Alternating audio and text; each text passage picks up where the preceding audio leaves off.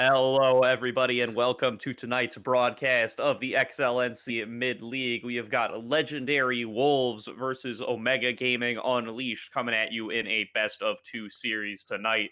My name is Gordo, and I am joined tonight by Rudude. And Rudude, how are you doing this evening? Hey, I'm doing beautifully here tonight, God. I hope you're well as well for this rescheduled here best of two for the XLNC Mid League. Of course, Omega Gaming Unleashed up against the legendary Wolves, and for the remainder of the Omega Gaming Unleashed games, you will be able to catch those over on the XLNC broadcast. Unfortunately, not tonight, but come Wednesday evening when they are regularly scheduled in. Omega Gaming Unleashed are also going to be on that broadcast as well, going up against, I believe, Meme City, who they had a rough go against in week number one, but I think that you, Gordo, will agree with me that the Omega Gaming Unleashed we see here and the one we're going to be seeing from week one are two different beasts.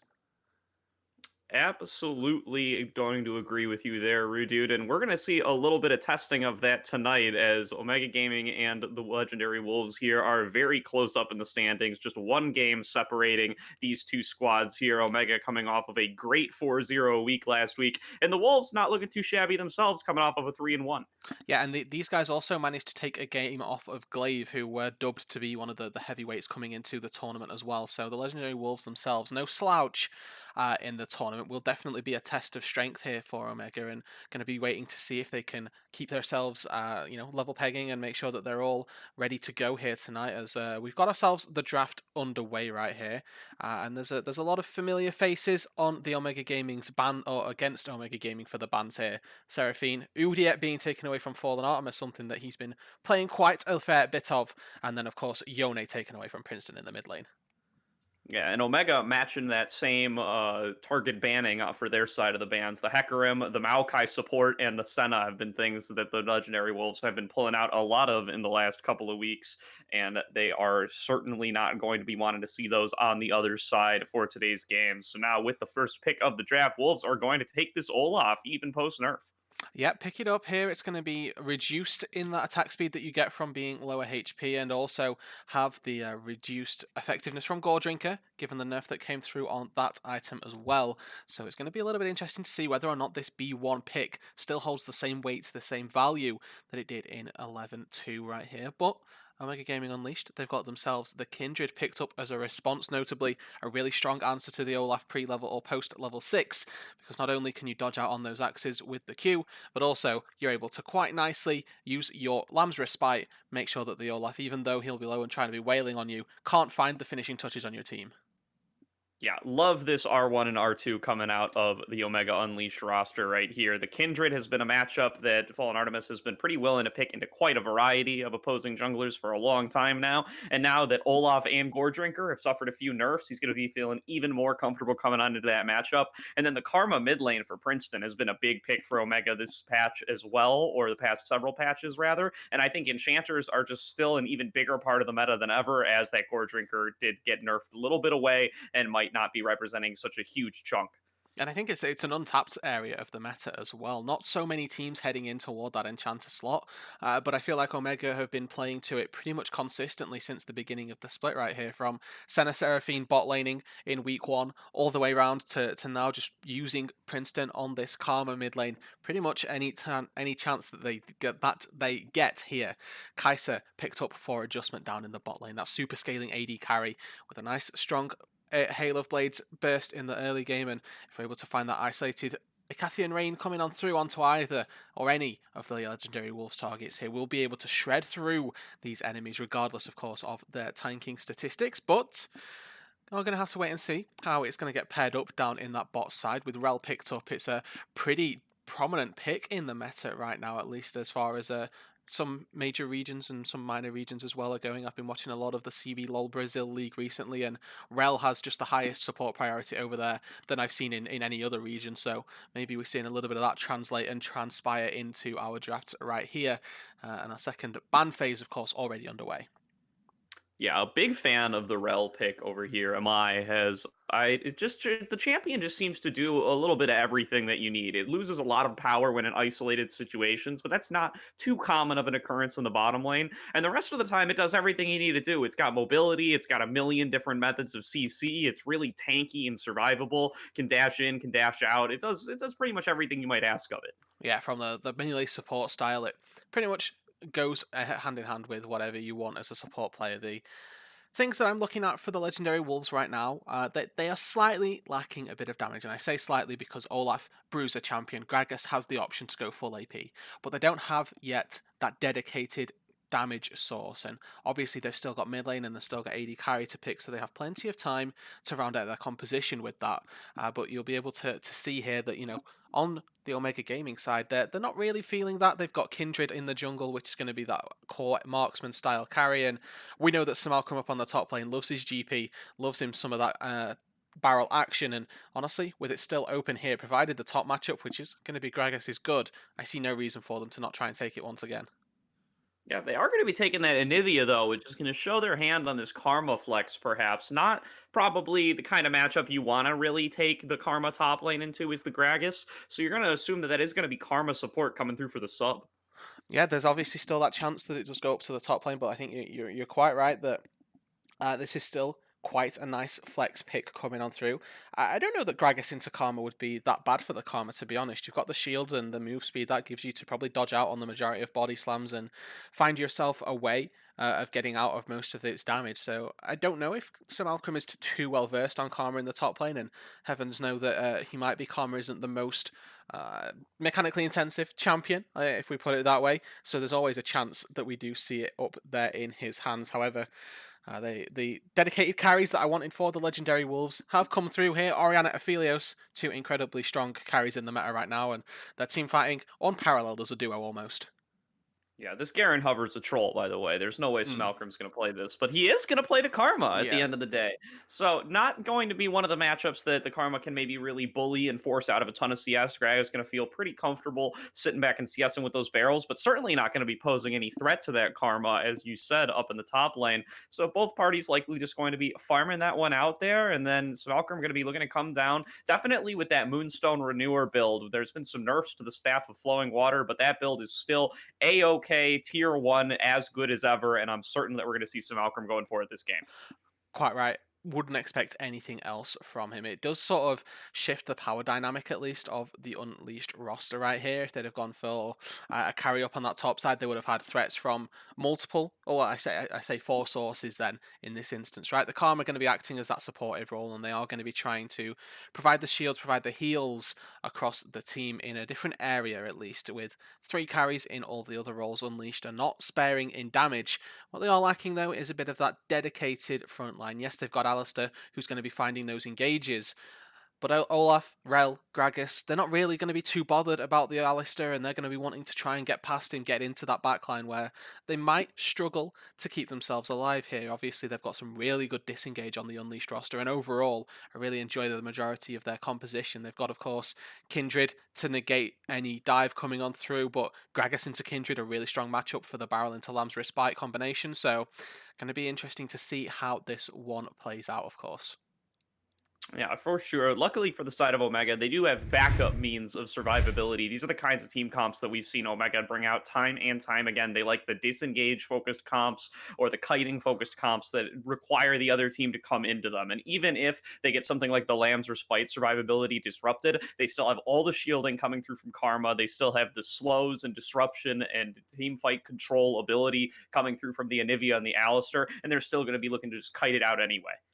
Exactly right, and as well to a bit of that point, Alistair, something that the sub played last week, I believe, and looked incredibly good on it. Right, we were praising him left, right, and centre with the engages, with the peel, with pretty much everything he was able to find here on this champion. So really happy to see him able to lock that one in once again, and also a little bit of synergy in their picks and then the bans that transpired afterwards. Of course, with taking away the Silas earlier on in the banning phase, and then slightly like rounding out their composition with the Alistair as well. There's a little bit of a forethought that's going into their draft right there, saying, hey, if we're planning on picking the in the Alistair, we probably shouldn't be picking or letting them take the Silas.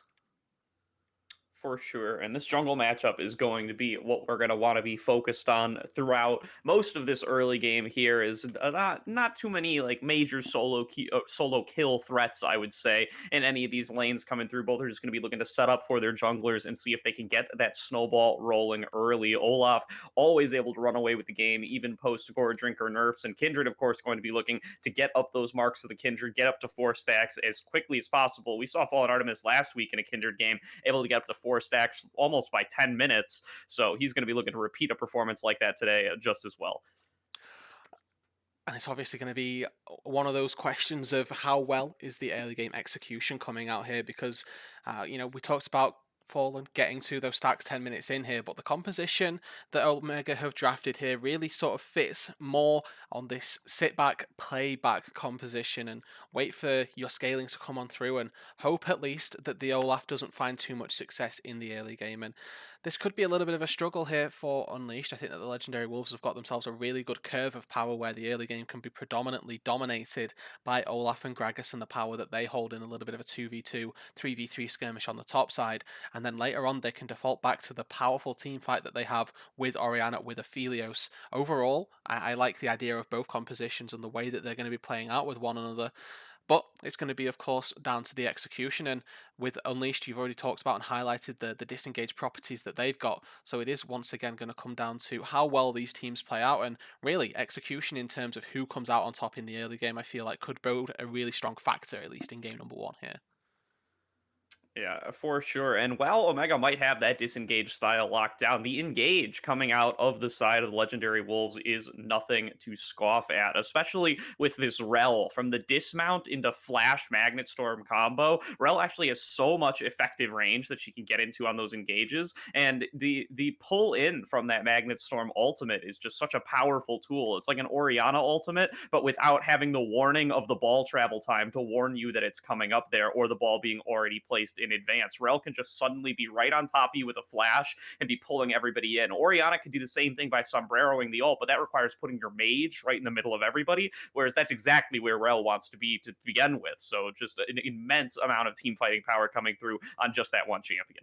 Well, and again, it is just going to come down to us talking about, well, both of these teams team fight incredibly well here, and we're going to be waiting to see if it is going to be the Legendary Wolves that can get themselves off to the races early on and really start snowballing their lead, using their Olaf to secure themselves their early dragons, their early advantages, and whether Omega Gaming Unleashed can weather the storm, wait back just a little bit maybe and get themselves them items across. Obviously Kai'Sa not the strongest AD carry in the laning phase and up against the Aphelios as well, which is picked generally in the draft to counter the Kai'Sa to diminish her laning prowess. You'll definitely be hoping that Omega can sit back, can wait, get themselves their mythics in, get themselves a couple of items in to really utilize the benefits of the Karma Moonstaff combo and also get Princeton those items on the Anivia here. All really just a matter of time here as we're about ready to get into game 1. Yeah, we're going to be loading on up here in just a couple of minutes. And so we are going to throw it to a quick break in order to get everything synced up and presented as you all would like it. But do not go anywhere. We will be right back with game 1 of the Legendary Wolves versus Omega Gaming Unleashed.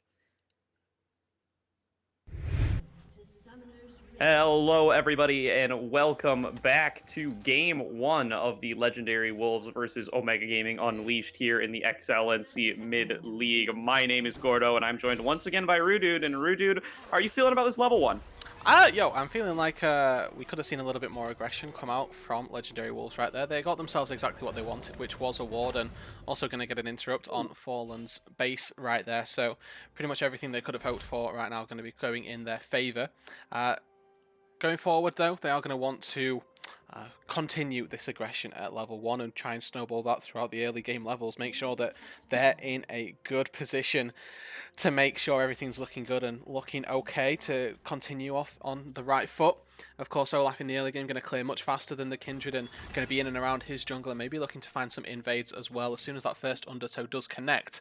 Provided, of course, you can land it, you're always in a good spot to try and chase down your foes. And Kindred, yes, we've already talked about the hail of arrows that he's got, but it might not necessarily be enough. Certainly might not be, and Fallen Artemis is going to be at a little bit lower HP than he might have wanted to be after getting his recall interrupted there, but still just going to be getting a good start on this red buff with a leash from Simalcrum in the top lane. Knows that he's playing the range side of this top lane matchup. He can afford to maybe show up to the wave just a second or two later. Yeah, and obviously quite rightly so there, as Fallen is taking an absolute beating here from his red buff. A little bit atypical to see that one, but by the by, that top side matchup that you'd alluded to, definitely going to be something that we would like to at least keep our eyes on there, with the Karma into Gragas expecting not too much to come from it, and really all eyes, most attention at least, should be on this bot lane. Obviously when you've got Alistair into Rel, you're expecting a fairly timid laning phase with the second Rel wants to go in. The Alistair should be able to protect, but with the level 2 advantage coming on through, you can see that quite wisely Unleashed do back off, do make sure that they're a-okay, and don't give themselves the opportunity to be engaged on. Yeah, Legendary Wolves bot lane really taking advantage of that level 1 Calibrum just to shove out the wave and take some control in the early game, as well as getting that rail into the bushes early to threaten to dive on out with her W. So they're just going to have to wait for the wave to crash it up here, but they're going to be able to hit their level 2 just fine, rather, and not end up actually getting engaged on. No, and an interesting little side note here, if we take a look into the jungle, we have got Olaf able to counter jungle away the Raptors here from Fallen Artemis, and also might be looking for the Golems, but looks like he's just going to be taking the Raptors and leaving as best that he can right there, and leaving a little present there for Fallen as he makes his way into his Raptor pit, going to be looking to clear those up, but Simalcrum on the top side, he is going to be in danger. Yeah, Peekaboo gonna say his name right here and run up behind him, but it looks like it's gonna be a flash out of Simalcrum just to keep himself alive. That's gonna be a successful gank from the side of the Legendary Wolves, but Simalcrum luckily staying at a high enough HP total that he likely will not have to go for a recall here. No, should be fine enough to keep himself in the laning phase, especially with Grasp of the Undying as well. A lot of health and a lot of sustain coming out from between that and the Corrupting Potion. Really not going to struggle all that much in terms of keeping his HP nice and topped off. And as always, with Fallen on Kindred here, we have to look for those coin flip crabs, but we might have to hold it here as Skiz is looking for Princeton in the mid lane.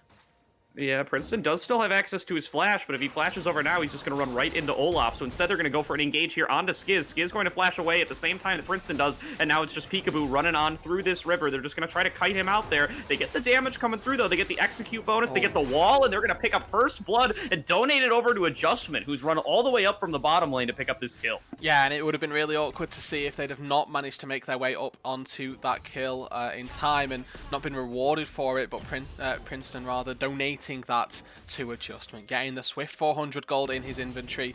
Gonna feel really strong now. He's got that cash injection to begin with, and on the bot side, not too bad in terms of the wave manipulation, just as we see Simalcrum hitting that tether on the top side, but Raichu there not opting to go too far forward. Yeah, Simalcrum doing a good job of always making sure there's a minion between himself and the Gragas, making sure that the body slams can never actually connect onto his character model and start getting that CC layer down on top of him. And of course, that's what Gragas is really not wanting to achieve at all right there, with the Q still bouncing off of minions and hitting the Gragas right there. We've seen that interaction a couple of times. Simalcrum, no slouch, trying to hit these one and weaves them off the minions to really make the poke stick a little bit on the top side.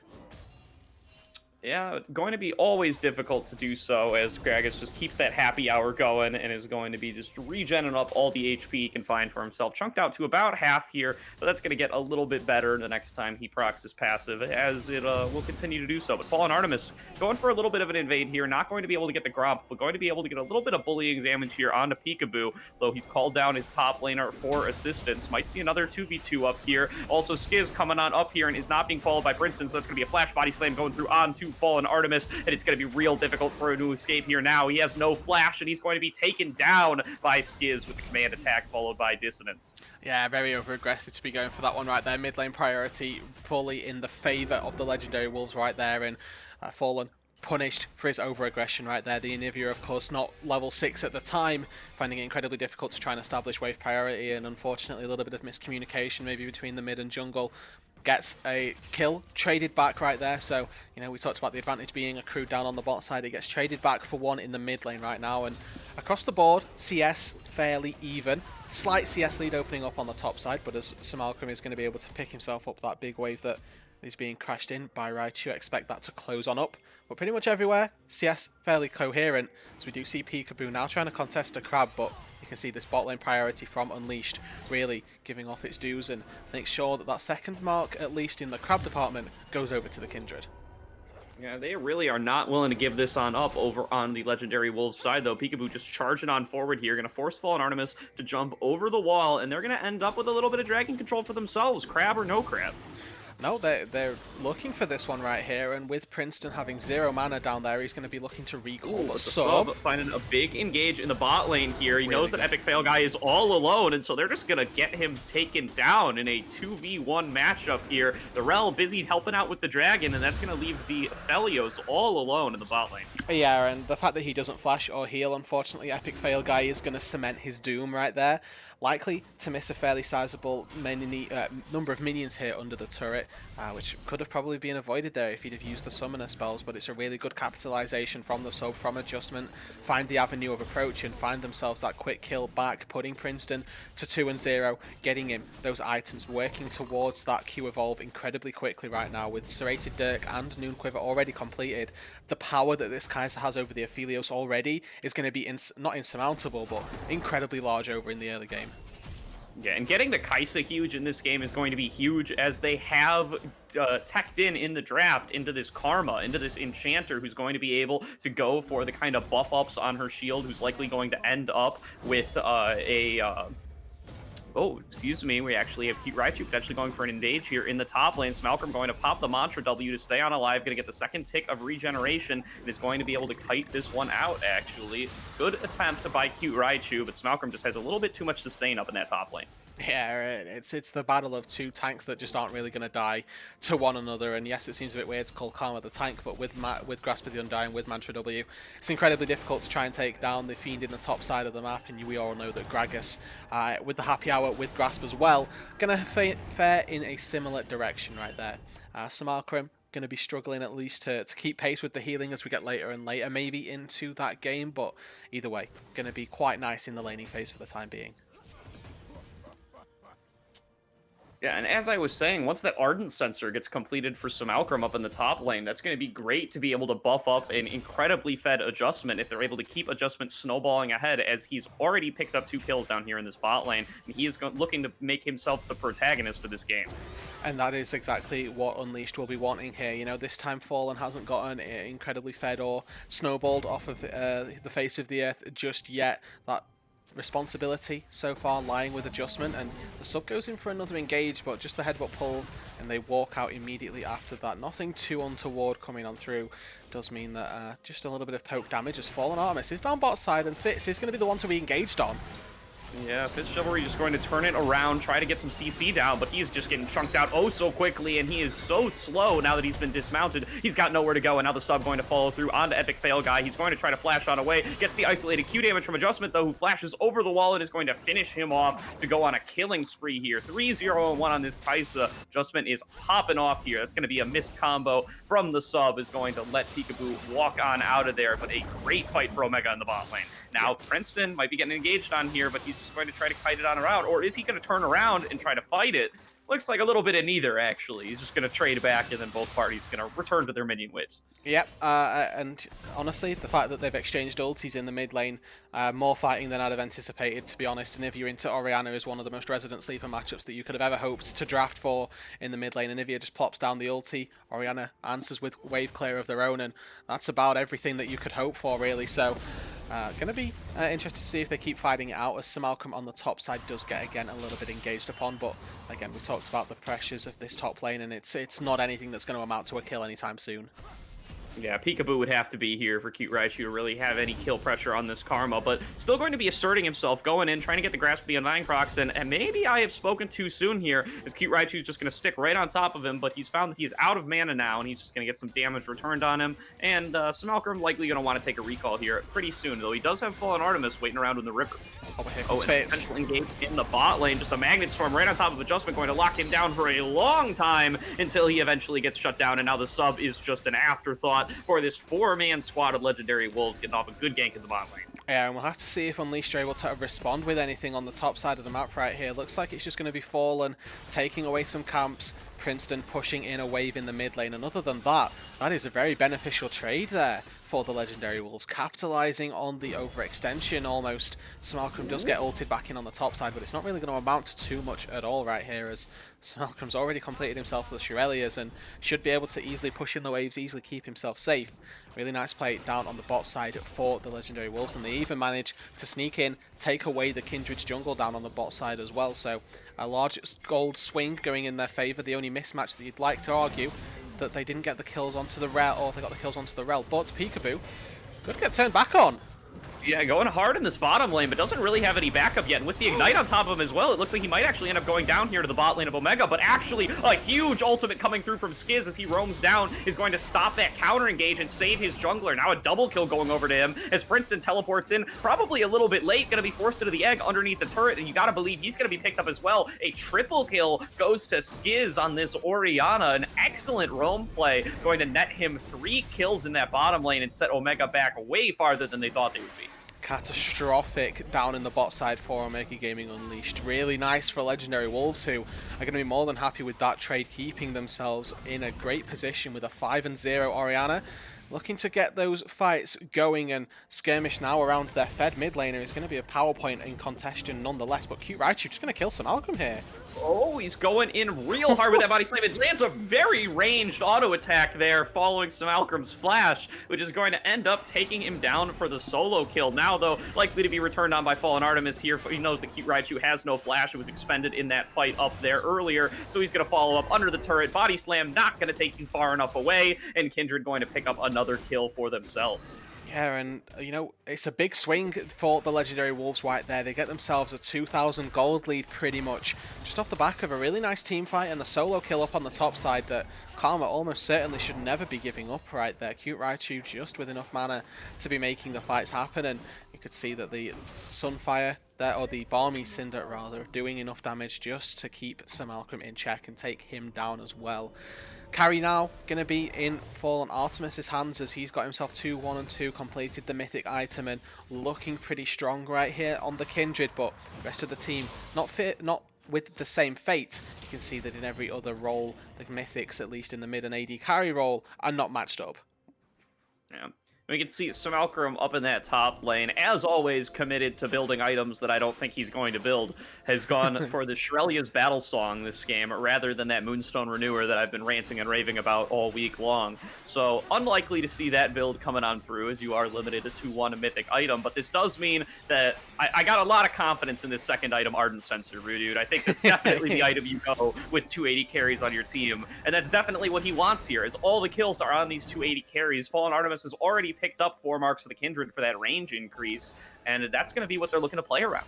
Yeah, these two ADCs that we've been talking so much about are going to be that focal point for Omega, and they're going to be the ones that have to carry the squad here, because Anivia in the mid lane not completed the mythic yet. Yes, Princeton is farming really well, but still not got that mythic item that we've been alluding to, and isn't quite at the point of dominance just yet here. Going to need a little bit more time here to even match the Orianna, who's 5-0-0 right now, a little bit behind in the farm department, but that really doesn't matter when you've got the 5 kills, 8 stacks on the Dark Seal, and you've completed Liandry's.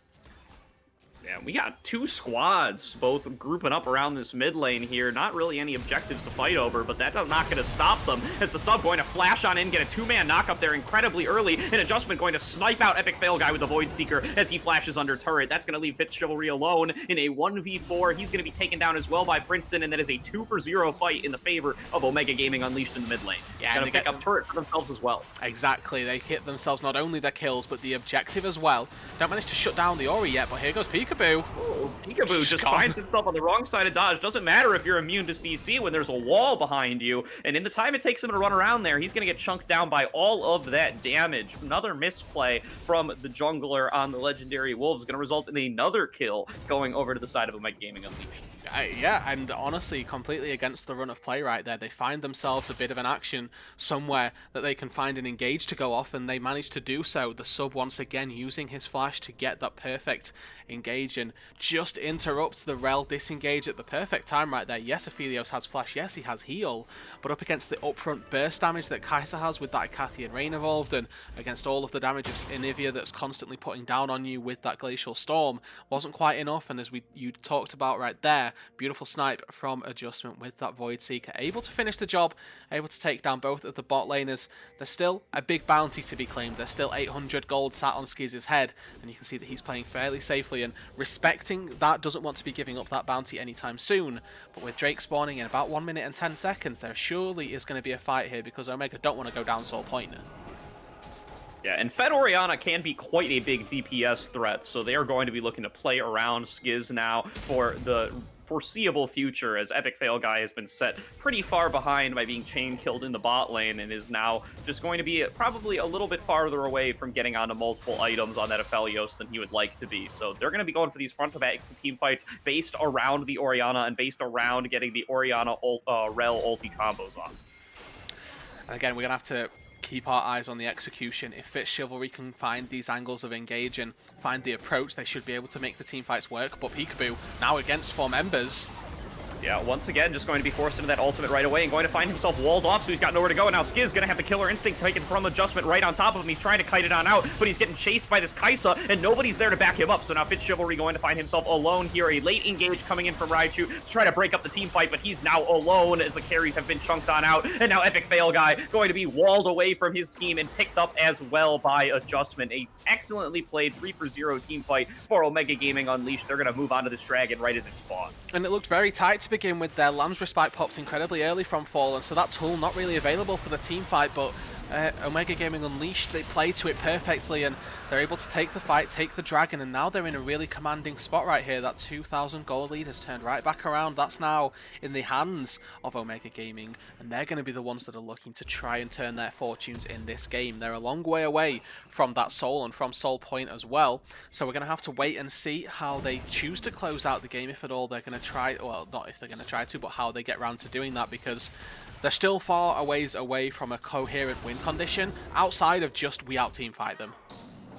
Yeah, and Legendary Wolves has to take into account this Anivia wall because it messed with them pretty hard 2 separate times in that fight there. You can't be taking fights around these jungle ramps as this team comp against Anivia because you're going to find that your teammates keep getting walled off and separated from the rest of you. Olaf, Orianna, and Aphelios have no way of getting across that wall once it's thrown down, so once the team is split, they stay split. And it's a really big counter pick into the Olaf. It's something that we saw Deny Princeton get ganked about 4 times in the early game at least, with Peekaboo showing his face in the mid lane. He would just wall off the Olaf and say, that's the end of your gank, thank you very much right there. Not something that is often done to an Olaf, and it is that niche counter pick that really does have its rewards here that we are seeing. Princeton showing that he can pilot the Anivia pretty darn well right here, and also that he's not just this Yasuo Yone player anymore. Yeah, certainly not. Has been busting out a lot of these mages in the XLNC mid-league thus far, and looking pretty good on them, if I do say so myself. And now it is going to be Legendary Wolves looking to set up a siege on this mid lane. They got the teleport coming in through from the Gragas, but Omega is here to match, and they're going to go in for an engage here. The sub going to go for that pulverized headbutt combo, and now the re-engage comes in from the Relic. Huge barrel going to knock 3 members of Omega Gaming into the side of the Legendary Wolves, and they're just going to take them down. There's the team fighting prowess of the Legendary Wolves shown right in front of us as we were talking about, Rude Dude. It's what they needed. They find the engage with the Rel and they're able to turn the fight once again. Then so much going backwards and forwards right here, just flipping the coin and seeing who's going to win the team fight right here. It looks like Baron is going to be the objective here for the Legendary Wolves, and they are going to be up against Fallen, who has a level lead. Peekaboo 1 level down, and Karma Poke is going to be there. Yeah, he's going to go for this. The 50-50 is happening here, but Fallen Armor is going to find himself CC'd immediately as he goes into the pit and melted down. Doesn't even get the opportunity to ulti, and so he's going to go down, as well as the Baron over to the side of And again, back on a dime, the game is now in the favor of the Legendary Wolves. They've got themselves now a 2,500 gold lead, but more importantly, they've got themselves the Baron here. They've got themselves that all-important buff that is going to allow the squad to push down turrets, get the objectives, and further compound their gold lead, make it increase and continue to scale up right here. They've only taken 2 turrets here, so there's 4 at least outside of the base that they can be looking for, and that's a lot of standing gold around the map to be going for. Definitely going to be a questionable time here for Omega Gaming Unleashed if they're trying to defend that turret seemingly without the Kindred ulti. If really they should have been looking to use that resource, and maybe they could have just given it up and they wouldn't have been in such a hole where they're at right now. Maybe just a little bit of overconfidence from the previous team fights, but be that as it may, they're now going to have to try and take team fights, try and stall out as long as they can here, because this Baron is really going to stall or put a wrench in their works. Yeah, but now it might be Peekaboo once again finding himself a little bit engaged on. He's just going to walk on out of there, though, following some of the Alistair's CC. And now this siege in the mid lane is going to keep going on here with Cute Raichu splitting in the top lane. Whew. Big poke coming through, and that's just a QW from the Orianna. And with the Void Staff second, with the Sorcerer's Shoes coming on through as well, that's a lot of pen right there. Sub, though. Oh, that's the engage coming on through from that Shrelia's battle song with Smalkram enabling the engage, but now Smalkram going to find himself turned on and chunked down onto by the Olaf right away. A Fallen Artemis now trying to kite this one out along with the other 80 carry on his team, but they just cannot get the damage through, and the members of the Wolves are just going to back on out of there. A couple bleeding pretty heavily, but none going down. A 1-for-0 team fight in their favor.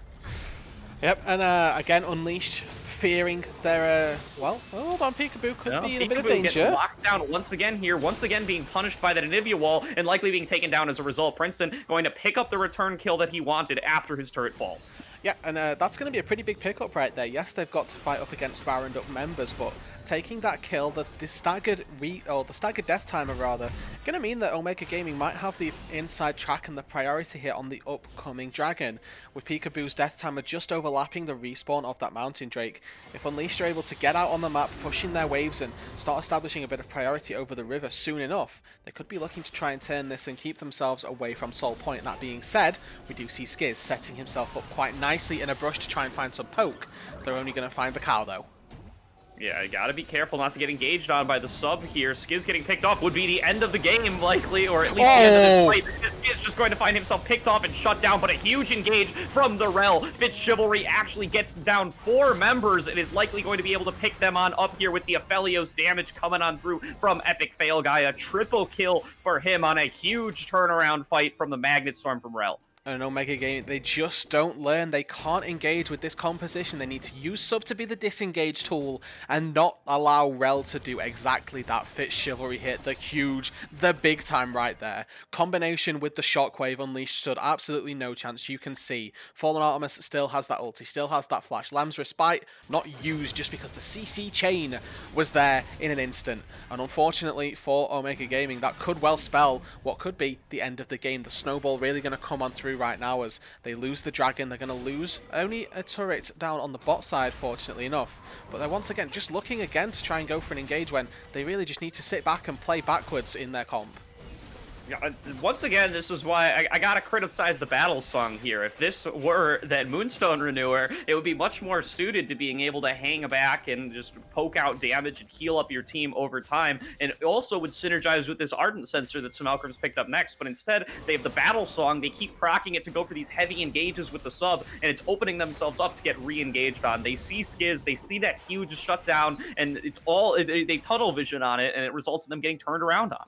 And yes, you may pick up a kill onto the Orianna, but it does cost them dearly. They're going to be costed all of those objectives that we previously listed, and I don't want to write out the Shurelias at all yet. I think that the issue that they're having with it is more how they're using it, as opposed to how the item should interact in itself, because if they use it to start disengaging and buy time from the Rel, then we could be singing all the praises in the world of the Shurelias and just show how incredibly effective it can be in a situation when it's used properly. But the Unleashed roster right now just haven't quite picked up how they're supposed to be playing. This is quite clearly for them a composition that fights from the front to the back, but they want the enemy team to be coming into them.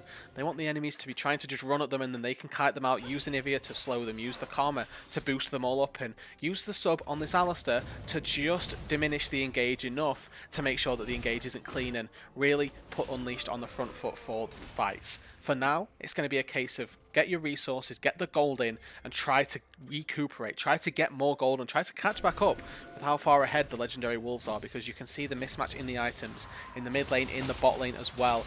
They've got 2 items just completed on adjustment, where Aphelios sitting on 2.5 with all of the good components here for the Infinity Edge. He's looking to be an incredibly strong forces. With those 3 completed items and a 60% crit chance, Infinity Edge passive procs, and you're going to be doing a ton of damage. Yeah, and let's be real here, Rudy. Omega knows how to play out this comp the way that they want to. They know how to take a fight slowly and let the other team come into them. It's how they play most of their team comps. They just need to tighten up here and make sure that they don't get over aggressive on some of these engages, as they just don't have the level of gold that they need to be able to do it. But this is a nice pick that they found here onto the Olaf. The wall not quite going to complete all the way across, so going to give Peekaboo a little bit of a hole to squeeze out of, but still a good use, and it's going to pop the Olaf ultimate and ghost. And that's good, right? They commit a couple of cooldowns, nothing massive, nothing too committal, and they burn Ragnarok, they burn Olaf Ghost. So now the team fighting of the Olaf going to really be a lot weaker if they end up taking a fight in and around this Baron, which has just spawned. But the Olaf isn't the thing that has been causing Omega so many problems here. It's the Rel Orianna combo, and if they fall into that trap once again, they're going to be in trouble, and the Baron's already just gone.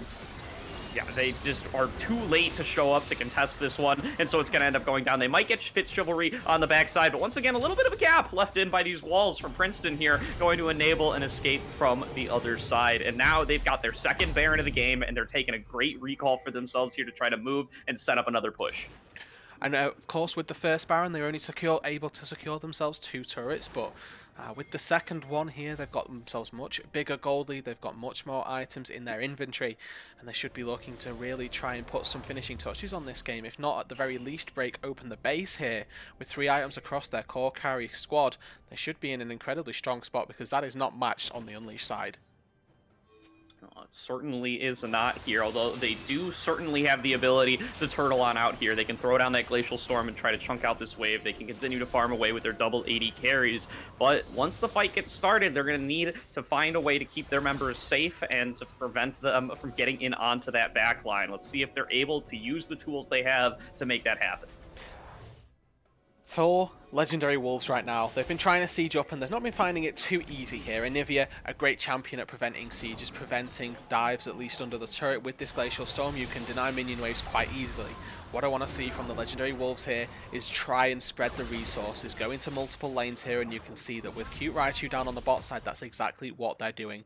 Anivia can't wave clear 2 lanes at the same time, so if you delay the push, stagger the waves here, and make sure that they're going in synchronized together, then you can definitely make something happen. For now though, they've pushed in bot, they've pushed in mid, Mountain Soul is spawning for them in 15 seconds, and Omega Gaming Unleashed are in absolutely no position to try and stop it.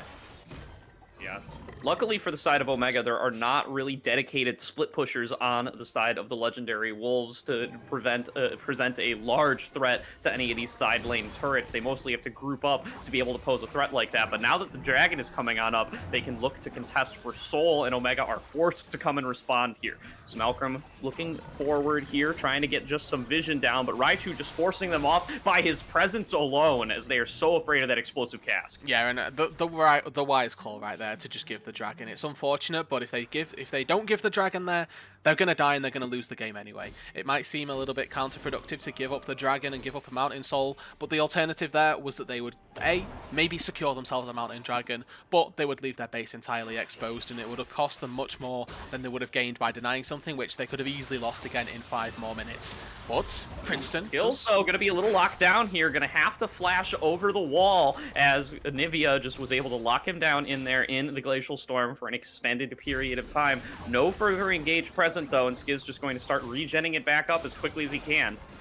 Yeah, going to be doing not the best, obviously, in that department. Orianna not known for her health regen, but you can see that they've got themselves one wave, they've got themselves the base broken, and they've now got access to an inhibitor, not just an inhibitor turret right here.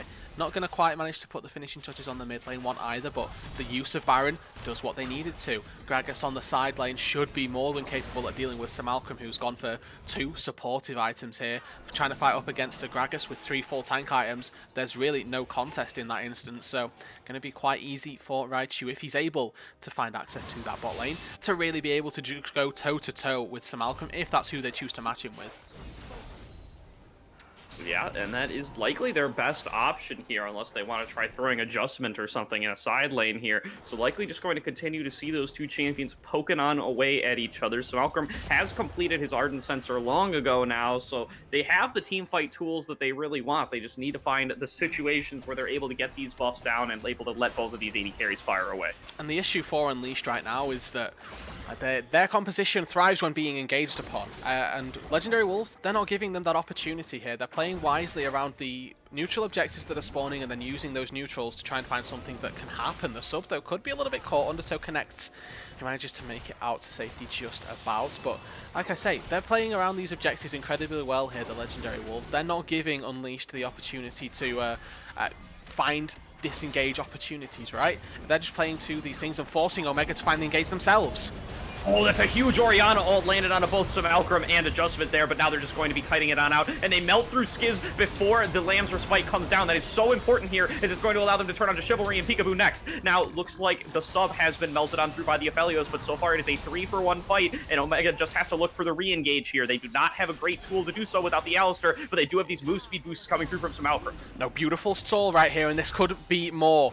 Omega trying to find a bit of an engage. Adjustment has Killer Instinct here. Still available. Adjustment can go for this if he wants, but he knows that he would get jumped on immediately by Cute Raichu and is not willing to throw away his life like that. It's still a huge win for the Omega side, though, as they're going to move and set up around this soon-to-spawn Baron, likely. And they get the team fight that they're looking for. Yes, they're the ones that engage it, and it goes against everything what I just said. But what they're able to do is use their disengage tools as well. They preempt the cooldowns coming from the side of Legendary Wolves. Princeton fires a load of damage down, and it's going to be Fallen Artemis with that wonderfully timed Lamb's Respite before all of the cooldowns go down, just preempting them. But Skiz now looking for Fallen, could try and take him out.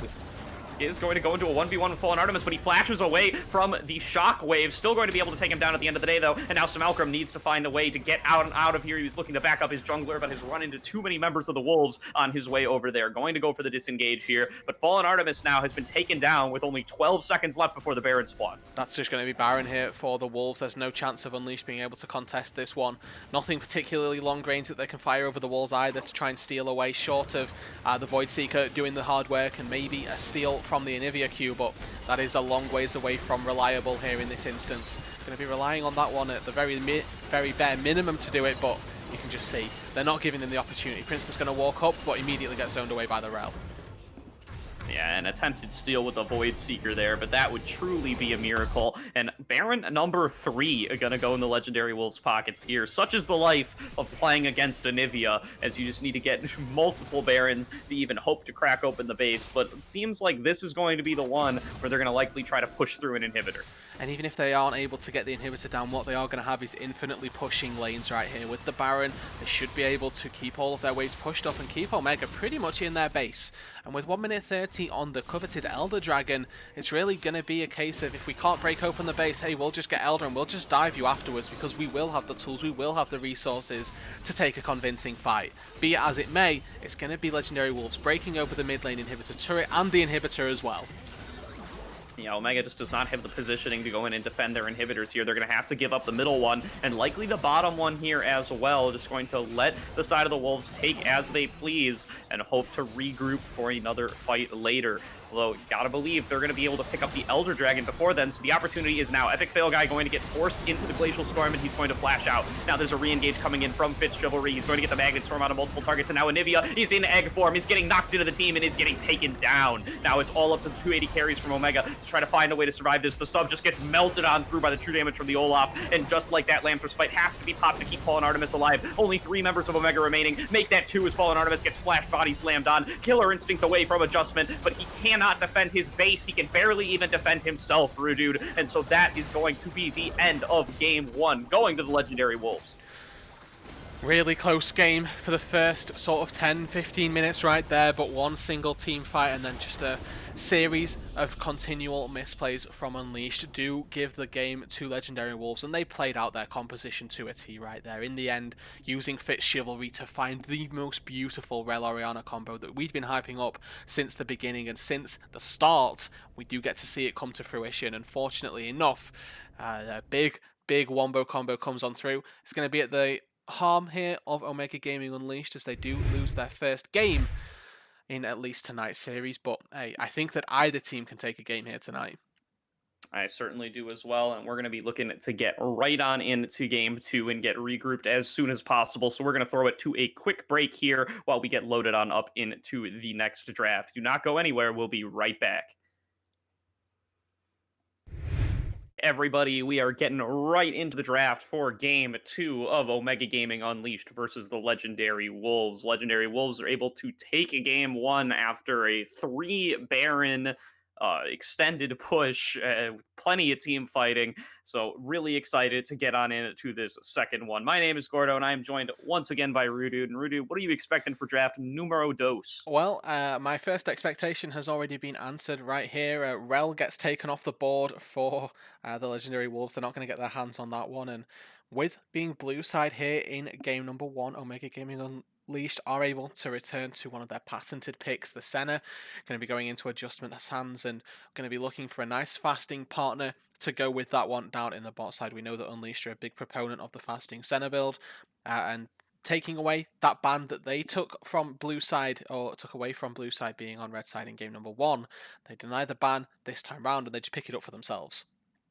Yeah, that's right. And to any legendary Wolves fans who might be tuning on in, this is not epic fail, guys. Farming Senna, the adjustment rather, usually goes for some of the more fasting Senna builds and allowing the sub to get to some of that farm on his side. So we'll see what champion he decides to go for that here. But going to be running it back with the Kindred into Olaf matchup, not dissuaded after game one in the slightest. No, and I think that they should. I don't think they should be either. The game one situation, it wasn't a compositional error. There was nothing wrong with it. It was really the way that Unleashed played it out here. So they're going to be either looking to rinse and repeat and try and learn from their mistakes right here, or they're just going to opt into something a little bit different. And with Gragas, that is going to be exactly what we see here. Up on the top lane here for Malcolm, most likely going to be looking to be that big beefy tank up on the top side of the map. Always a chance that it gets flexed down to the support role here and the sub tries to pick that one up for himself, but typically support Gragas probably not the one that wants to be farming, wants to just be poking people around,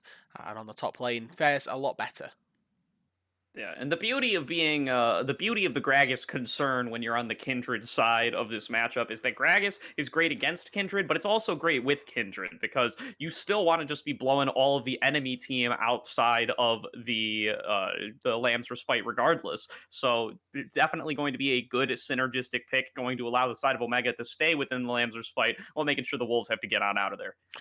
And I wouldn't be surprised here to see, yep, well, they'd already banned it, but another Anivia ban coming on out right here. They've got themselves a couple of immobile carries in the Olaf, in the Jhin right here, things that do get tarnished pretty heavily by the wall and that make things a little bit difficult for Olaf, for Jhin in particular, to make their way through. So no surprise to see that the Wolves take that one away. Looks like opting into what could be an Alistair ban right here, and I mean they don't know, right, that the center is most likely going to be fasting and that Alistair probably not one of the picks that they would have gone for down on that bot side of the map. Be that as it may, we could be surprised. We could see Unleashed try and farm the center up, but just results-based analysis at least, and previous history going to show us and maybe dictate that that the farming center not necessarily a route that Unleashed want to go for. Yeah, not likely, but also not impossible. We've definitely seen both styles coming through. Also, a couple of different ways you can build this Senna on this patch. We've seen a lot of the North American Sennas are going for the Umbral Glaive build, but a lot of and then going into Rapid Fire Cannon later. But a lot of the Sennas in other regions in Europe and China and Korea have been going for that Kraken Slayer into Goonsu's build. So, going to be very curious to see which direction Adjustment wants to go for this game. Yeah, happen to sort of be familiar with adjustment in his tended play styles. He's a big fan of the Rageblade Kraken Slayer center build, and we've seen that from him a couple of times now. And maybe we do get to see the Umbral Glaive come out, maybe in a different team in a different series, but at least on the Unleashed roster, expect that to not be the case. Expect it to be Kraken and expect it to be Ginsu's coming through as the second item. For the Legendary Wolves, however, they opt into what looks like a mid lane blind pick right here with the Rise. Seems a little bit weird for me, given that they know that they're or they don't actually know what their bot lane is. So maybe not locking in the support and saving the blind pick for R5, or rather saving the counter pick for R5 down in the bot lane, going to be something that they're trying to prize and focus on a little bit more so here, and just sort of saying, hey, Rise is something that we feel comfortable on playing solo and being confident on in a blind pick, whereas they're going to be not so comfortable playing a blind 2 versus 2. Yeah, the Rise definitely a comfort pick for Skiz. He's played it quite a bit in the last couple of weeks, and we are going to see it is going to be the subs Galio. This Galio Senna has been a duo that they've been running down a lot in that bot lane. Definitely going to be favoring getting that gold income on this Galio for the sub. He feels super comfortable being able to eat up some gold and be a little bit more of an economic powerhouse coming on into the later game with that Galio. That's going to be responded to by the Wolves with potentially a Tarek, and it does get locked in. So it's going to be the Tarek Olaf duo looking to just run on through some people. Yeah, I mean, Olaf at that point, quite literally invincible, has himself the impunity to CC and the impunity to damage. There is absolutely nothing that you can do versus those two things when combined with one another. So it will be interesting to see how Unleashed try and fare against it and whether the Wolves can pilot this duo composition to be quite as useful as we've made it out to be right here. They've got the Gnar to dive on in with as well, so they've not just got a single source of dive action. It is going to be Olaf Gnar trying to go into the backline where they've got Jin and Rise pumping out DPS over the top. They've even got Realm Warp as well. If they're finding it difficult to find the best engages, they can just send two members in here using Rise ulti and start an engage all on their own. Not really the most difficult execution, but at the same time, as long as you don't put all five members in that Rise ulti, then it's not the worst case situation. So we're going to have to keep our eyes on that one because going into game number two here, either side can take a victory, right? There's nothing really to suggest that one side is necessarily greater than the other, and you've got to give the favourable advantage to the Legendary Wolves just with their coherentness in game number one and respect for their own team composition, where Unleashed just didn't quite have that one. But I still want to, quickly say that this can go either way, with Unleashed coming in ahead in the rosters, in the standings rather, coming into the night. They've always got their chance as well. Yeah, and definitely going to be interesting to see how this invincible Olaf comp actually does end up playing out in practice. Because as you said, you can't kill him, you can't do damage to, you can't do any damage to him, you can't CC him. But there are still a couple of options left in the game for what you could do about the Olaf. One of them is to wall him off with something like an Anivia, but that's been banned away, and it's not going to be an option this game. But the other thing you can do is you can throw down one of your own survivability spells that create immunity for your own team and just try to wait him out. And that's an option that Omega Gaming has as they've drafted this Kindred. So they can throw down the Lamb's Respite while Olaf is invulnerable and ulting into them. And then at the very least, they can guarantee that they aren't going to die either while Olaf is invulnerable and just try to wait it on out. Yeah, and then after the fact as well, they've got nice disengaged tools for when the Olaf can be CC'd. They've got Gragas ulti, they've got Galio ulti as well to really make it difficult for the Legendary Wolves to find that perfect crystal clear engage and move their way in at least throughout the team fight. We are of course in the in-client draft, not expecting any surprises here, but just clicking on over so that you guys can see it here. Going to be of course one of these once again. Compositions from either side where uh, whoever plays to their style and plays to what their composition does best are going to come out on top. And I feel that's a fairly linear statement to say that you could propose to any single game. But there are two very different playstyles coming out from the sides right here, and going to be really interested to see who pilots theirs better. Wolves once again have got themselves an in-your-face, go hard, go aggressive style of composition, leading the Olaf charge right here. Where Unleashed have got themselves a similar sort of composition where they want to sit back, eat the damage and eat the spells that Wolves are trying to throw at them, and then turn it back around and fight headfirst after that. Yeah, and they've once again done an excellent job of drafting a comp that wants to do that. But as with with last game, the issue ended up being a little bit more in the execution. They weren't able to get the fights that they wanted with the other team coming on into them and then kiting it on back. They often found themselves just going a little bit too hard on those Alistair engages and being punished as a result. So let's see if they're able to kite it on back, if they're able to use the explosive casks to keep the enemy team away from them, if they're able to use those gravity wells and use all the survivability that they have with their Kindred and their Senna to just try to outlast the side of the Legendary Wolves in what is going to be a pretty similar playstyle matchup as we had last game. Yeah, and I think that something as well to talk about with an Olaf is that yes, the Olaf goes super fast, goes super speedy, and doesn't take any damage really, but there are occasions when the Olaf goes too far forward and the rest of the squad just can't follow up, and there comes a point in the game where the Olaf can't quite 1v5 despite all of the immunity, all of the CC and things like that that may not be able to come his way. There is a stage in the game where Senna's able to just heal up and Victor is able to use his shield, use his movement speed to get the distance that he needs to buy enough time to diminish the Olaf's power. And if we do see that sort of gap open up in a team fight, where the Olaf is separated, it can be very difficult for the Taric, for the Gnar, to get in, get involved, and try and support the Olaf in that instance. So it is going to be quite a tall order for Legendary Wolves, and in particular, we're looking at Peekaboo to make sure that he can play his champion to the fullest extent, not only in terms of just diving aggressively, but playing with his team coherently as well. Yeah. And the X factor this game really going to be Skiz on this rise. It is a comfortable pick for him in that mid lane, and one that we've seen rise up a little bit in professional popularity over the last couple of weeks. A couple of players like Jizuke come to mind as having been busting out that rise in a couple of recent games. And it does give you quite a variety of interesting opportunities for ganks and roams with that Realm Warp on his ultimate.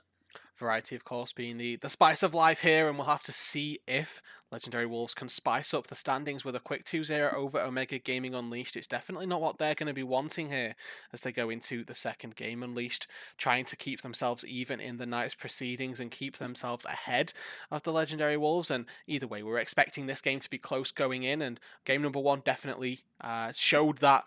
One team managed to get a lead, and they were able to and then they were able to really snowball that one into a victory here. I'll have to wait and see if game two does follow the same trend.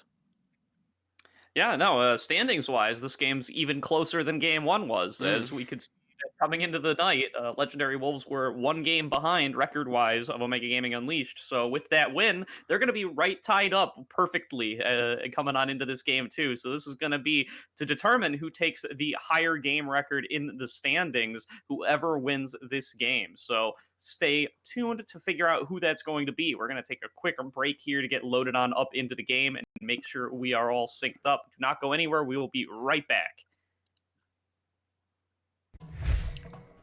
Welcome back, everybody, to our second and final game of the night in the XLNC Mid-League. We've got Omega Gaming Unleashed on the blue side, coming off of a loss in Game 1 to the Legendary Wolves on the red side. My name is Gordo, and I am joined once again by Rudude. And Rudude, let's see how we're able to close on out this night. Yeah, of course, Unleashed are going to be looking to try and make it a one-on-one where we're going to be looking to see whether or not they trade back as a 2-0, but Skiz early on. Out in a 1v2 here, gonna find himself body slammed onto by some Alchemy and be forced to flash over the wall. A little win in the level 1, this time for the side of Omega Gaming Unleashed. The Legendary Wolves able to interrupt some recalls last game, but gonna find the tides turned on him this time. Yeah, getting too aggressive there with his play, with his rise placement, I suppose, goes too far forward and unable to get the way out without having to burn the flash right there. I want to quickly tap on the fact that we have got Conqueror Rise right here, so it is going to take a little bit of ramping, a little bit of scaling to come on through. But in these late game team fights, when those spells do get weaved here, the Rise is going to be quite the fiend, quite the foe, and quite the challenge for Unleashed to take down. Not maybe going to have the same utility in terms of the movement speed from the phase rush that he might have gotten, but either way, being able to stand and be that sort of drain tank that Rise can become with the Conqueror, definitely going to aid him there as well. Yeah, and he doesn't need the movement speed if he's going to be invulnerable with Cosmic Radiance from the Taric ultimate, so I think he's hoping to just stand there while immune to damage and just cannonball out his entire array of abilities and hopefully have the fight be won before it even matters whether or not he's got that movement speed. And you can see now that Peekaboo actually able to spot out that ward that was put down on his Raptor camp. Doesn't know that there's one also on his Krug camp, so not quite sure of the pathing that the Olaf is going for right here for Peekaboo. If he's going to opt into a bot side trend from here, then it is a little bit, not necessarily inefficient, but not exactly what you want to see. Typically we see full clears coming on out as a quick charm land spot lane and adjustment. Going to pay for that one with a little bit of damage coming on through from that dancing grenade and of course the stun as well. Yeah, always got to accept a little bit of unfavorable training as the Senna lane early on in the game, but they are going to safely hit that level 2 spike and are going to try to continue to heal on up with the Piercing Darkness. It is, of course, that really good tool to just start taking damage and really not have to worry about it. As we do see Raichu here trying to abuse this topside counter pick that he has got in the Gnar, trying to make some Alchem fear the day that he ever took Gragas blind. Has got himself the Doran shield though, and with the biscuits as well on the rune choice, should be fairly confident to not necessarily be safe in the lane, but isn't going to get taken down either. Yeah, and really want to keep an eye on Peekaboo as we go on in this laning phase is he has the blessing of 3 winning lanes as at the moment. All of his lanes are currently pushing on in a favorable manner. Maybe bot lane actually bouncing back a little bit for the time being, but he should be able to have the run of this river as he wants. And we can see it has been a successful flip of the Scuttle Crab for Fallen Artemis in the top lane. He is looking to get his first mark on that one, but Cute Raichu has come down to contest for it along with the mid lanes of both teams. Yeah, and honestly, it's going to be pretty difficult for them down or up in this top side. It does look like Fallen was able to pick up the crab though, and be that as it may, the roam from Cute Raichu going to cost him more than it cost pretty much anybody else right here. So Malcolm going to be able to push in that wave pretty easily, going to be able to keep himself safe in that lane where he really wasn't having a good time. Going to pick up a load of minions, likely to be able to go get back, get a recall, get himself a good couple of items in to be able to weather the storm of this Gnar. And really, just that single rotation from Cute Raichu that doesn't net them anything and they don't get anything from, actually going to cost them quite a bit here.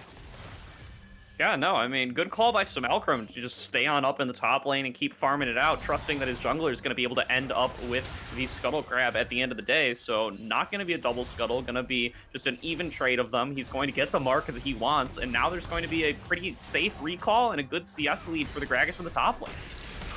Oh, they need to be careful down here, Omega. They've engaged, and the Olaf was nearby. Fortunately enough, the recall came on through. But now, here comes Kindred looking for a bit of a gank as well. Glacial Augment hits. Yeah, they felt so safe here because they had their Olaf, but now that the recall's been completed, it's just going to be Fallen Artemis here for a 3v2 gank in the bottom lane, and that is going to be First Blood going on over to Adjustment. Yep, First Blood onto this High Noon Senna here. It's exactly where Omega want their gold. You can see that he's quite happy to pick up that First Blood, and he's going to be trying to accelerate his way over toward that Kraken Slayer and up to that Ginsu's Pretty Dawn quickly. We will have to wait and see, of course, if he's able to pick up anything nice in that department in terms of the items. But something as well that they love to do is maximize their efficiency, but Fallen is going mid. Niskiz does not still have the flash from the level 1 blow, and so it is going to be picked up by Princeton in the mid lane. Another kill goes over to Omega Gaming Unleashed. Fallen Artemis finding a second pathway to go in and punish the side of the Legendary Wolves. Yep, 2 kills off the bat right here. The Fallen Artemis Kindred special definitely coming out much better than it had in game number 1's early game right here, finding himself a lot of success off the start of the game.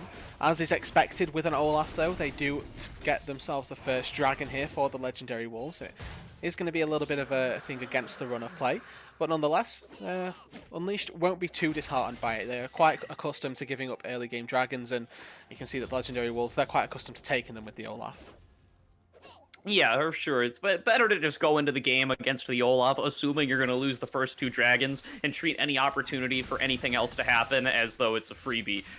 So definitely not going to feel too bad about giving that one up there, and going to feel pretty good about the fact that they've gotten a couple of kills in their pockets this early, especially given how some of these lane matchups were drafted. So certainly just going to be looking to chill on out until get a bit deeper into the game and just farm it on up. Make sure you get souls on your Senna, and make sure you get CS on everybody else. Yeah, and I'm kind of interested already, right? We're 6 minutes into the game. Senna's already got her first range upgrade, 22 souls right there. Senna into the Taric at least, as we're sort of talking about they're going to be our support matchups here in this instance. The Senna can easily farm souls off of the Taric, right? 2 abilities connecting do give Senna a free stack of Absolution and build her up to those souls pretty easily. And you can see that Adjustment really not sparing his, really not too sparing with the way he's trying to attack and get that one. You need to be careful. Skiz is chilling in the Omega jungle along with Peekaboo here, just looking to pressure onto this bottom lane here. They might be going potentially for a dive, but that's not really going to be in the cards here as the wave is being pushed on back here. Ski's just going to have to return to the mid lane. Yeah, and again, a little bit of time wasted from the Unleashed squad as Realm Warp goes mid though. Yeah, they are going to be going in for this gank here, and they might have more of an opportunity than we thought, although Princeton just going to flash it on away, and now Peekaboo does not have the ultimate, and so is going to be easily taken down by Fallen Artemis, and a great barrel from Simalcrum, going to mean that Skis is going to get picked up as well. A double kill goes over to Fallen Artemis, and you got to believe he had a Mark of the Kindred in there somewhere as well. Oh, it's a turn back beautifully in favor of Unleashed. Legendary Wolves that start the play, but it's them who pays the price in this instance. The beautiful TP from Malcolm comes on down. He's going to sacrifice what is a couple of minions and maybe a wave or two on the top side, and sacrifice his lane state a little bit as well. But it doesn't matter. The price that they've paid and the price of what they got vastly outweighs, and definitely in favour of Omega Gaming Unleashed right here. They're 2.5 gold to the good. Fallen though, might need to kite out Peekaboo. Yeah, he's got a teleport called in from Princeton here, and that's going to be enough confidence for him to just go right back on in, just keep dashing in and getting those healing procs off of his W. And with that, he's just going to be able to back on away. The teleport blown from Princeton, but he wanted to get back to mid lane anyway, so that's not even that big of a cost. No, you're quite right. Got himself those components here of the Leontrus right here. I can't remember if he started with the tier or not, but he's definitely not got himself a traditional starting item in his inventory, and if he's been able to greed up that tier starting and didn't really get punished for it, then Victor going to be sitting very pretty right here. Level 8 items at least of the Leontrus Anguish in his inventory, and with a CS lead, with those couple of kills that came through, he's not only going to be propelled up to his couple of core upgrades a lot faster with the 75 stacks that the kill and assist will be giving him, but also just the CS and the gold that he's getting from being in lane and doing more in the laning phase going to help him out as well. Yeah, and now here comes a potential gank coming in through from Peekaboo, but he's going to find himself just slowed down by the Victor W, and then not quite landed the Death Ray, but still, Adjustment waiting in the wings, going to be there to stop that gank, just claim a quick soul from Olaf and force him to run on through the lane just to escape. Yeah, and that's another one picked up right there for Adjustment quite comfortably, just farming up those souls. He's now going to be sitting up 32 right there, so in the time that we've taken just to, in the last 3 minutes, managed to pick himself up another 10 and then another couple there off that wave, so quite easily picking up these souls, quite easily farming the stacks. See, once again, that's another one. Getting them off of the Taric is just child's play for Senna. Yeah, and she gets so many since the 11.2 changes. She gets so many souls just from being near minions that you just end up with a ridiculous amount here. Although that is going to be a big curtain call landing here onto Adjustment, going to fire up the ultimate and going to take him down. A little bit of over-aggression there from the side of Adjustment, just going to be hit with a few too many CC abilities in a row. The Deadly Flourish getting that snare followed up by the stun, and that's just going to leave him as a sitting duck for far too long to expect to survive. Yeah, we say it's easy. Getting them off of the Taric, the Jhin is an entirely different game right there. He does get punished and pays for it with his life, and you cannot afford to get CC'd by anything as Senna. You're incredibly squishy. You don't have the Doran's Blade for sustainability. You don't particularly have any health as well coming from it, so it's going to be pretty difficult here as a really nice combo on the top side, but a whiffed one nonetheless. Yeah, no, definitely looks cool when you use the ultimate in midair, but it looks even cooler once you hit an enemy with it in the sub. With an excellent dodge with the Justice Punch, prevents himself from being stunned up, and now he's going to be able to turn around with a huge taunt here. The ultimate from Taric comes on through, but it's too late to save him, as he's going to end up going down as well. Adjustment has been traded back onto here, but Fallen Artemis feels like he can go for even more, but he's just getting machine gunned down by this Rise. They're just going to back on away from each other, and this is likely going to be second Dragon going over to the Legendary Wolves. Yeah, Conqueror procs and Rise with full mana, full HP, really a beast that they don't want to be fighting with right there, especially without the somewhat sustained damage that the Senna would be trying to pump out right there. Peekaboo gonna get that second dragon, and once again here, down 2,000 gold. It looks like the Legendary Wolves are still finding themselves some advantages here. They get themselves a trade of kills in the jungle, and they're able to pick themselves up the Cloud Dragon as well. Unleashed would have been happy to concede that one without giving up the trade of kills, so it's not the worst situation for them. And Fallen Artemis was maybe even to pick up a mark inside the enemy's jungle right there. I feel like that Raptor camp has maybe been baited me here a little bit as it does pop off, and maybe Kindred is now currently sitting at a couple of stacks over what he should have been. Still only the 3 right now, so not that 4 that Kindred players seek and strive for so early on. But either way, getting themselves at least a trade of kills. They're still up in gold, and this game's still very much in the balance. Certainly is an Adjustment. Now going to need to realize that he's got to maybe give up a couple of souls here just for his own safety. He has no more summoner spells left available, and so sometimes those souls are going to spawn just a little bit too far away from you, and you just got to be willing to give them up. That's the kind of the self-control necessary to play Senna, and is the reason that I'm not very good at it. It happens to the best of us here. Fallen, though, has caught Peekaboo, who's got no flash, has got ulti. Yeah, he's getting chunked onto here. He's going to pop the ultimate, but it is not going to be enough, as that does not make you invulnerable without Taric there to help you out. And Q Raichu going to find himself explosive cast right back into the base there. The ultimate from Senna comes across the map, but it's not even necessary, as Samalcrum going to pick up a solo kill in this counter lane. Gragas is just too good right here. Samalcrum with a beautiful cask as well to knock Cute Raichu back under the turret. Uses the body slam as well. Just as he thinks he's going to get out of turret range, another turret comes on through and slaps him in the face with that stun coming on together. Going to be the Herald summoned down on the bot side here, and nothing too much coming from it, but the TP from Skiz behind. Yeah, they're backing on out here, but not fast enough, as Adjustment going to find himself just chunked on out and taken down, but Fallen Artemis going to trade it back and make it a 1-for-1. There's more teleports coming down here from across the map, though, as Cute Raichu has teleported in behind as well, shortly after Samalcrum, as they're going for the re-engage here, but Fallen Artemis getting chunked down so incredibly low, has to pop the Lamb's Respite. That's going to be keeping both Cute Raichu and himself alive, but now he's going to be able to kite it on back. He's going to be able to take down the Taric, and now Cute Raichu going to fall down as well to the ultimate from Princeton. They are able to pick up 2 more kills in this bot lane fight. A great win for the side of Omega Gaming Unleashed. Yeah, they use their TPs to full effect right there. Princeton comes down, Samalcrum comes down. They turn the play right on its head. They net 3 kills for themselves, and they balloon that gold lead now up to 4,000 here for themselves. Really good stuff to get the trade back and really deny that play from the Legendary Wolves. They thought they had the upper hand here with the TP behind, making sure that they'd had the Gnar in behind them, but the Mega Gnar was not ready. Not been to enough anger management classes here, Cute Raichu, and wasn't quite ready to take the play at the right timing there. Double TP's answer and respond, and Omega Gaming Unleashed come out well ahead on the play.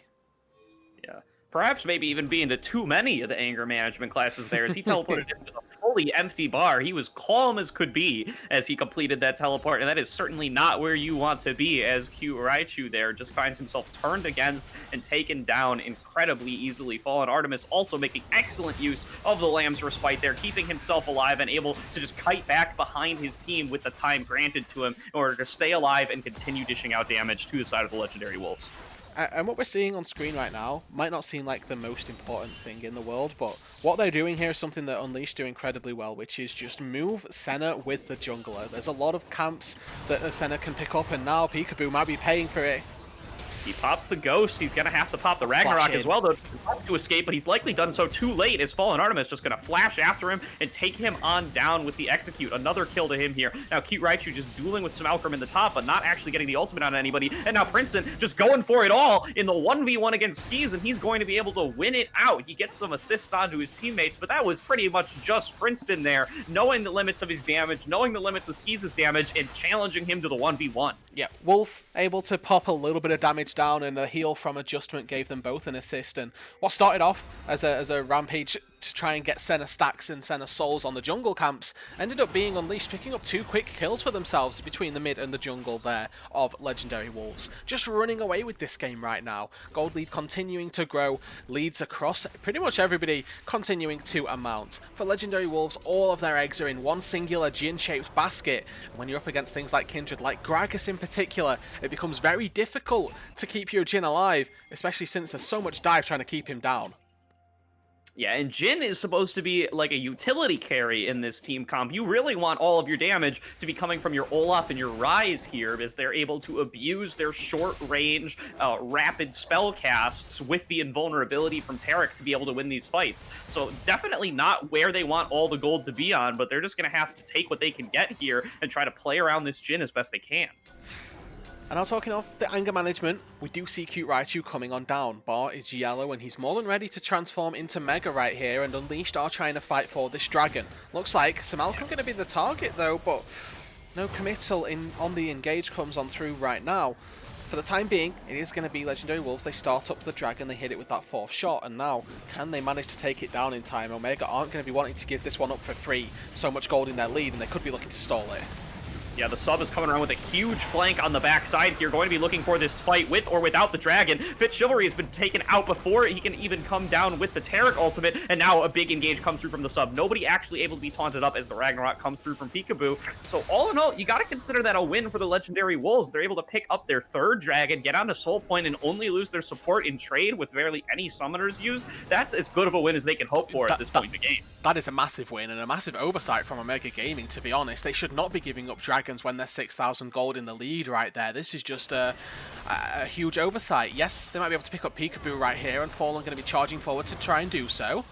Yeah, maybe not even that, though. Skis is here to turn around on them, and he has finished up his mythic item, so he does pose a significant damage threat. Can just throw out a few spells there and force the opposing team to back away from his jungler to keep Peekaboo alive even a little bit longer. And it just feels a bit weird that Unleashed gave that one up for free right there, or maybe not for free, but that they weren't able to get anything really tangible from it.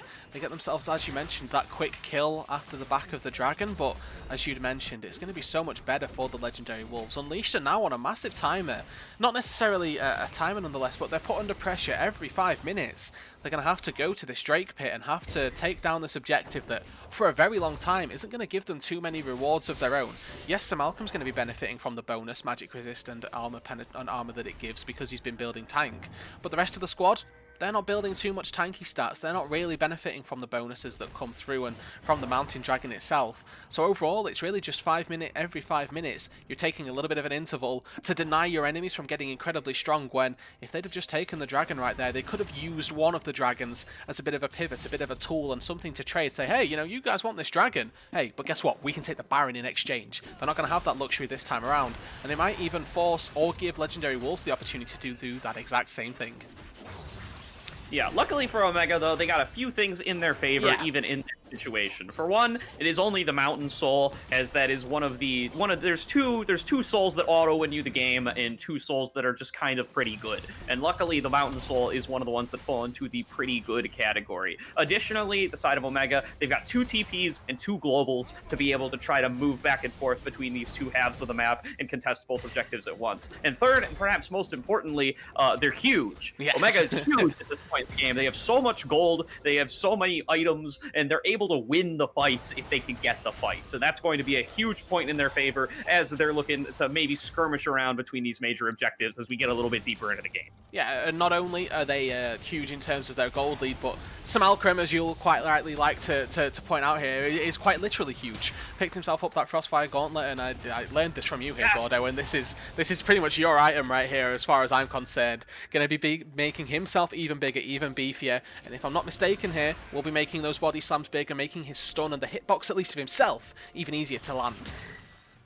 Yeah, it certainly will, but I just love talking about size as a stat. It's so underrated, so good on so many champions. But now Raichu gonna find himself chunked out a bunch here by Fallen Artemis. He tries to flash away, but he's just too late, and he gets executed down by the Omega Gaming jungler. He is huge on this Kindred, sitting at 8-0-5, and he is making his presence known.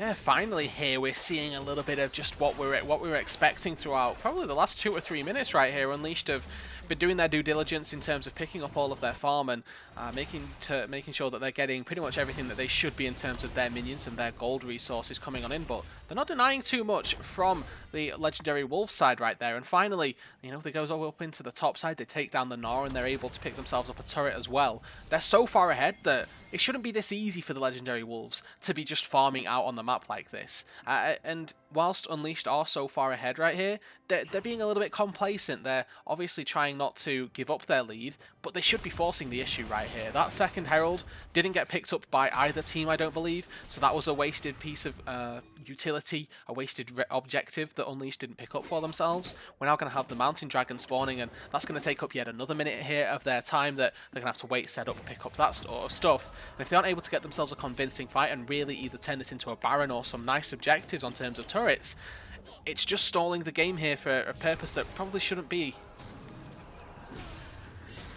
Yeah, absolutely looking here to possibly start off a fight here, but that's going to be a big chain coming on through from the side of Adjustment, trying to just lock down the opposing targets. They need to make sure that the Wolves cannot get in for this Dragon, but they're going to go in for an engage on Simulcrum, though. Likely not the target that they want, and here comes the hero's entrance from the Galio, just going right in on to this Olaf and making sure he has nowhere to go. Cute Raichu's been knocked down on the backside, and Fallen Artemis just running through the team here, getting a double kill. Going to find himself shut down before he can use the Lamb's Respite. A little bit of a misplay there, but it doesn't matter as his team is just running through the members of the Legendary Wolves. A 4-for-1 fight, and now they're going to be looking to start up the Dragon, but a little bit awkward here as the jungler for the Legendary Wolves is up while the jungler for the Omega Gaming Unleashed side is down, but he's going to just take the recall. He doesn't have the Ragnarok to get on in there. And so that is going to be the first Dragon of the game going over to Omega Gaming Unleashed. Yeah, and of course, with no Kindred, it does mean that they're unable to go toward that Baron here, not willing to risk I wouldn't even call it a 50-50, as if Pikachu was able, or Peekaboo was able to make his way into the pit right there, he'd have just been able to smite and steal it. It's Raichu up on the top lane, dude, it's catching me out. I'm going for the full evolutionary chain right here, but the Baron not been picked up. You can see now Unleashed are starting to turn their objective and turn their attention towards it, but overall, it didn't go quite to their fullest plan. Yes, they deny themselves the mountain, or deny the mountain soul and get themselves their first mountain drake, but that's all they get from that, as well as the large amount of kills, to be fair, so let's not sell them too short here, Rude, come on. They do get themselves a load of kills and a lot of gold injection, and Fallen Artemis is still absolutely huge on this Kindred, but again, it's not the 100% play, not the most effective that it could have been.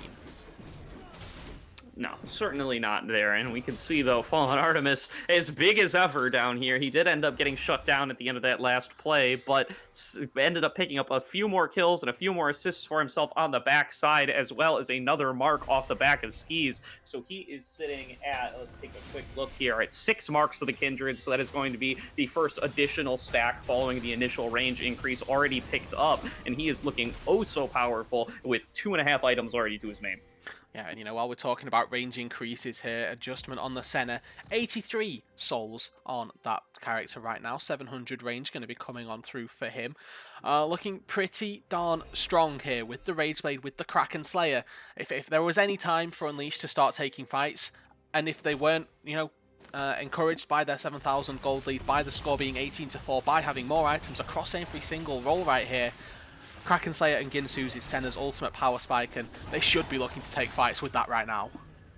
Yeah, the 80 souls mark is right around where I feel like Senna starts to crack the too much range threshold, where from that point on, her range is just too much. That's all you need to know on the other side, is that she's going to be hitting you from a really far distance away, and you're not really going to have a lot of great answers to it, especially with your with the comp that they've drafted here with a fairly short range mage like Rise. Exactly, it's quite right that you point that out, because their only real access into a backline comes from a Jhin, and it really does come down to how well can the Jhin snipe out, and how well can Peekaboo make his way into the backline here. We've seen hints of the or of the Olaf Taric synergy. Unfortunately, they used it, and they used it onto Sir Malcolm, who is full tank, has a load of armor to speak of, is not getting chewed through by the Rise, because the Rise doesn't want to be hitting a Gragas, wants to be finding the Kindred, finding the Victor, dealing damage to the backline members that matter. Unfortunately, he's just not had that luxury just yet. So far, at least, it's going to be fairly much everything coming up from Omega Gaming Unleashed, and they still need to find the Baron. They still need to find their way to close this out, because it's been 4 minutes or 3 minutes since that Drake has been taken, and nothing has happened on the map right here. It's just been farming up, just been Unleashed, taking their gold, taking the resources that they've got for themselves, and continuing to play this one out incredibly slowly. And when Rise is on the enemy team here, that's always going to be a good sign. Certainly is going to be, and also going maybe a little bit undersold here is the sub is sitting at 1-0-8 in this bot lane. He's completed the rocket belt, and he's going into likely going to be a demonic embrace, I gotta believe, is that second item, and he's representing actually a pretty significant damage threat. He's been able to land the Winds of War onto some squishy targets prior to these fights, and he gets pretty good chunk damage out onto them. People are forgetting on this game that this is a farming Galio, and he's doing damage like a mid lane Galio. And he definitely is pumping it out as well. I know that the sub is being used really to be this engage tool the majority of time for Omega Gaming, and obviously game number 1 we saw it and it faltered a little bit in terms of what they wanted from the composition, but this time around, when you're so far ahead, your compositional playstyle doesn't necessarily matter so much. When you are ahead, you just want to be fighting as much as possible and just continue to snowball your lead. But unfortunately, that's not really the mentality that they've gone for here in this second game, and the sub really being the mantle at least to try and find these fights, has now got Flash, does have the ultimate as well to try and join the team, and should be able to try and find an engage. If that wasn't enough, they've got Sir Malcolm with Body Slam Flash, they've got a lot of opportunities to find more and more agency onto this Jhin, who we'd already highlighted would be the single sort of carry at least for the time being. But Skiz has got himself 2 items as well, and now with adjustment landing that W, they could look for a fight. Yeah, they are going to pop the Cosmic Radiance there as well as the Ragnarok, but that just means they have no more opportunities to take the fight, and that's just going to mean that Omega is going to take their opportunity to go right on in. A good flash taunt from the sub going to mean an easy pickup onto Peekaboo there, who has no flash available, and that is going to be another kill picked up for the side of Fallen Artemis. Yeah, and they need to turn this into a Baron. They've got the jungler down, they're going to get the Mountain Drake, go to Baron, pick that one up as well, and start taking some structures. With 27 minutes into the game here, and you've got such a massive gold lead, that it's just criminal to not try and take these objectives here. Picking up pretty much everything that they can. Adjustment going to try and roam his way up as well. He deals an insane amount of damage to the neutral objective. Fallen Artemis does exactly the same here. And now we get to see probably what will be the key deciding fight here. Are Legendary Wolves going to be able to try and turn this one back around and come back into this game, or are Unleashed going to be able to just snowball away with this? Yeah, that's going to be the curtain call opened up here onto the Baron. I've seen steals happen with this already this week, but it's not going to come through this game, as Fallen Artemis going to be able to block on out of those shots and smite down the Baron for himself. So they are going to be able to take a good recall here on the side of Omega Gaming Unleashed, and they are going to feel pretty good about their position in this game.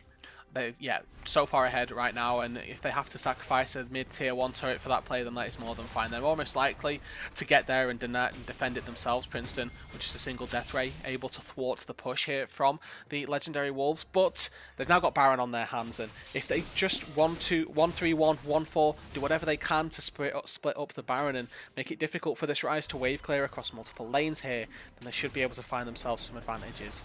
Need to establish themselves a little bit of vision to begin with, make sure that they're not going to get flanked from the north, flanked from the Olaf that could cause them some difficulties. But aside from that here, they're just so far ahead that walking up and hitting these turrets is probably well within their reach. Yeah, it certainly is. We can see Fallen Artemis is at 7 stacks now on the Kindred, so we're coming really close to that third range boost here, which is just going to make so much more threatening this Kindred, just standing back almost as far away as the Senna can at the end of the day, who Senna now sitting at 110 stacks is at how much range, Rudude? 725. Too much. Oh, too much. sorry, Rudude. sorry. The answer we're looking for is too much, but yeah, 725 could be a little bit more accurate for certain. No, for sure. I mean, he's trying his darndest to hit these turrets here. Doesn't quite outrange the turrets just yet, mind you, but Fallen Artemis as well, trying to get to that point. You're quite right here that these short-range battle mages, battle-style champions coming on out, going to find it pretty difficult to get agency onto such long-range champions. Adjustment hitting a nice W there, and being the guy to force back Epic Fail guy is going to start off at least the takeable turret. Re-engage though, going in onto Simalcrum here, now going to be popping the Cosmic Radiance. Simalcrum able to kite back into the Lambs despite to stay alive a little bit longer. An excellently timed Hero's entrance though, going to keep him alive even farther and just going to allow the side of Omega to burst on through the side of the Wolves. Now a flash engage from Fallen Artemis, going for that double kill there, going to barely escape with his life after taking one more turret shot, but that is a 4-for-0 team fight in favor of Omega Gaming Unleashed, and with this Baron already picked up, you've got to believe that's going to be the game. I hope so, Gordo here. This game has gone on for far too long given the lead that Unleashed have got. They've got the Baron at their backs, they've got themselves a wave to work with. Full enough HP across majority of people here. Sub going to try and thwart Raichu's stopping of the base, but Nexus turrets have fallen and the Nexus sure to follow. Yeah, that is going to be taking full possession of third place is Omega Gaming Unleashed here in the XLNC mid-league. Going to break that tie that they had created in the last game and going to move on up with a 1-1 record in this series, Rudude. Yep, and you know, we got to see two really good games right there. One from Omega, one from the Legendary Wolves, and they each got to show how strong they were individually in their own right. And Unleashed coming away with a fairly convincing game number 2. I would say more convincing than game number 1 was for the Wolves right there, but that's just by the by right here. The advantage that Unleashed got in game 1 was given away, and Legendary Wolves more than ran with it, kept it going, and made it a fairly decent series right here. Good 1-1, and honestly, well deserved for both teams. Absolutely, a great 1-1 series there. And, you know, Omega not really being tested on how to execute the team comp quite as much in this second game as Fallen Artemis just running away with the game on his trademark Kindred there. He has been pulling so many bans on that champion so far in this league and really proving why this game as he ends 14-1-9 in a clear MVP performance. Exactly. Really putting the team on his back in the early game, finding ganks everywhere all across the map, and made sure that he was going for the fight and going for the plays as well. So we can't really take it away from Fallen in that second game. Put the team right where they needed to be and was able to just take every single flash engage, find everything, and really just tear up the enemy. Yeah, certainly. And it has been a great cast with you tonight, Rudude, but that is going to be the only series we have in store tonight. Make sure to tune into the XLNC broadcast on Wednesday to see another series of Omega Gaming Unleashed taking on, I believe you said it was Meme City, right? Yes, I believe Am I so. crazy? I think All so. right. We could Well, be crazy, but hey, it's going to be Omega Gaming Unleashed regardless. And when they're showing off, there's a lot of games. certainly. Oh, So Glaive. make It's sure to Glaive. tune on into that, and that will be it's Glaive then. It's going to be another exciting series on Wednesday. But regardless, Omega will be in on it, and you'll be able to catch them on the XLNC midstream. Until next week, then that is going to do it for this stream. We will see you all then. Thank you for tuning in, and have a nice night.